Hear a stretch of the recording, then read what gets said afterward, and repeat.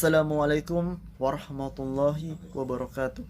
Alhamdulillahirabbil alamin wassalatu wassalamu ala asrafil anbiya'i wa mursalin wa ala alihi wa ashabihi ajmain.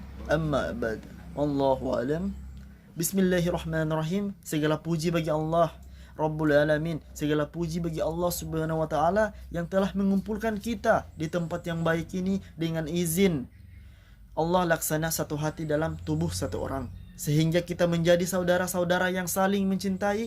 Alhamdulillah, segala puji bagi Allah Subhanahu wa taala yang telah memberikan kita taufik serta menganugerahkan kemudahan kepada kita untuk menuntut ilmu syar'i, yang telah menjadikan kita termasuk orang-orang yang berilmu dan orang-orang yang berjalan mengikuti jalan ilmu. Sebelum segala sesuatu dimulai, saya mengingatkan kepada diri saya sendiri dan kepada hadirin semua untuk bertakwa kepada Allah Subhanahu wa taala. Sebab takwa kepada Allah Subhanahu wa taala merupakan himpunan segala kebaikan.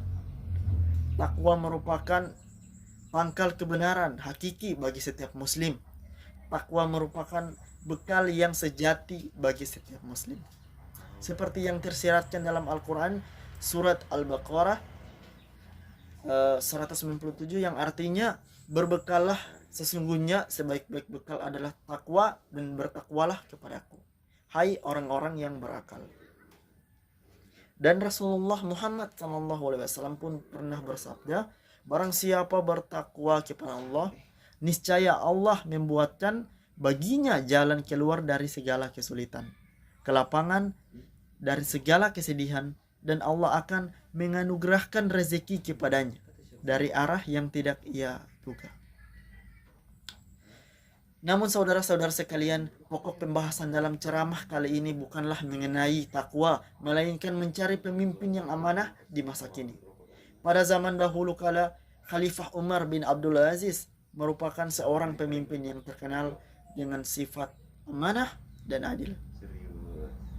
Banyak peristiwa yang memaparkan sifat amanah dan keadilannya. Di antaranya ialah cerita ini. Pada suatu hari, semasa Khalifah Umar bin Abdul Aziz sedang membagikan buah opal kepada kaum muslimin, anaknya yang masih kecil sedang bermain-main berhampiran dengannya. Tiba-tiba mengambil sebiji buah opal dari bakul. Kemudian dia menggigit buah opal yang rangup itu. Khalifah Umar bin Abdul Aziz melihat perbuatan anaknya itu. Dengan segera dia menghampiri anaknya dan mengeluarkan buah opal itu dari mulut anaknya. Sebab buah opal itu adalah hak kaum muslimin. Ketegasan Khalifah Umar bin Abdul Aziz itu menyebabkan anaknya menangis. Dia berlari pulang mengadu kepada ibunya. Ibunya Fatimah memahami tindakan suaminya yang ingin menjaga amanah kaum muslimin. Tetapi sebagai seorang ibu, beliau juga memahami perasaan dan keinginan anaknya.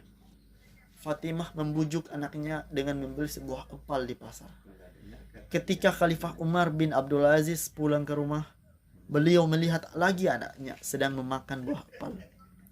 Beliau lalu bertanya kepada Fatimah, "Wahai Fatimah, dari manakah adinda peroleh kaum buah opal itu? Adakah ia milik kaum muslimin?"